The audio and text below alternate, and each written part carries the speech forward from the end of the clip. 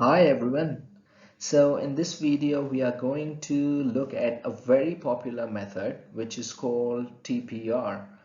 As a language teacher, you must have wondered, how can we teach a language from scratch? This is especially a question that comes to the mind of higher primary or secondary second language teachers because they've never dealt with early graders who don't even know a single word of English. The answer to this and similar questions are in this method. This method draws upon the natural approach to language teaching and stresses the development of listening comprehension and vocabulary acquisition before any other language features. Naturally, a child develops vocabulary by listening to people in the surroundings. In fact, the people point to different objects and name them for a child, like saying cat when a cat passes by. A child stores this information in the mind but is unable to speak until a year or so. This period is known as the silent period. This method also doesn't demand students to speak in the beginning. After some time, the speech emerges automatically when the children are ready. So they follow the same pattern as a child learns her L1. It suggests that a lot of beginning language can be learned through following instructions like stand up, sit down, jump, etc. The central features of TPR are comprehension and low affective filter. This method makes sure that learners receive comprehensible input and they enjoy the learning process. Here you are with some of the main objectives of TPR. It is used to teach oral language for beginners. By beginners, it doesn't only mean very young children of grades 1 and 2, but anyone who is at the beginner level of language proficiency. So, for example, if you start to learn Spanish right now, then you will be a beginner. However, in our context, this method is extremely useful to teach primary students, especially learners in early grades.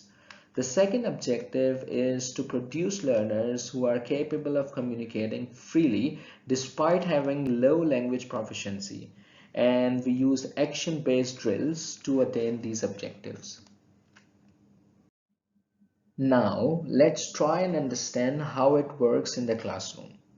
It's a four-step procedure. The first step is to introduce new language through demonstration and saying it repeatedly. For example, the teacher says, sit down, while the teacher sits down and learners perform the action with the teacher. This happens repeatedly with 4 to 5 instructions at a time. Once the teacher is sure that learners are doing just right, she moves on to the second step where she only instructs and learners perform the actions.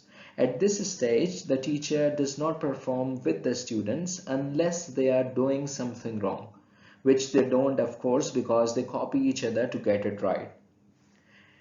At the third stage, the teacher changes the order of instructions and checks if the students are still performing right. After this, the teacher adds more instructions and include different instructions or combine different instructions and demonstrate them to students, and the process is repeated again. Let's have a quick look at TPR in practice.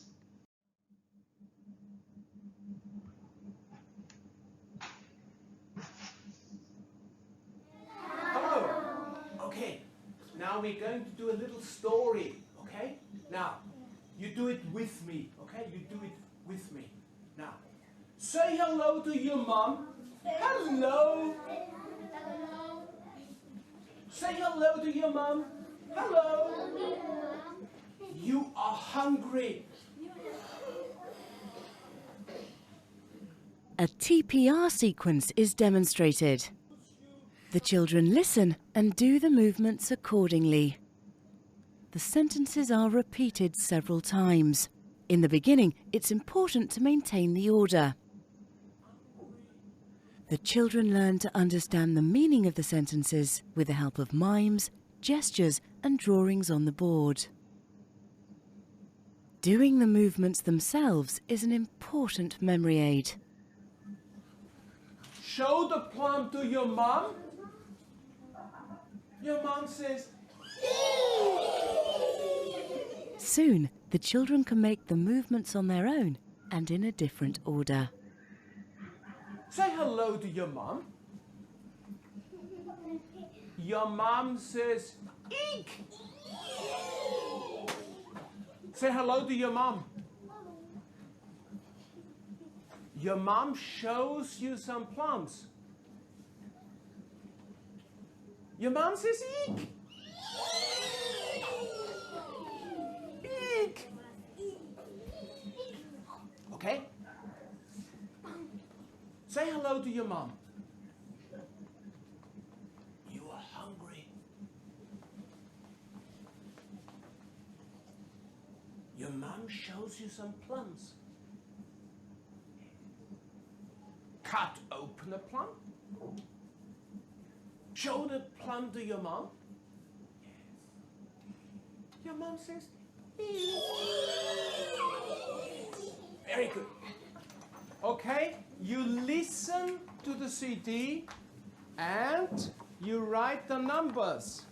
Here we go. Say hello to your mum. It's 1. 2. You're hungry. The children listen to the sentences from the CD. They write the numbers by the pictures in their book. Afterwards, they compare their results. And here? 6. 6. And the last number here? 2. Yes.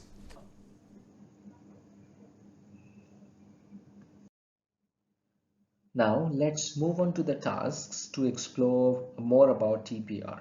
In task 1, you have to complete the reading and answer the questions given in the task sheet.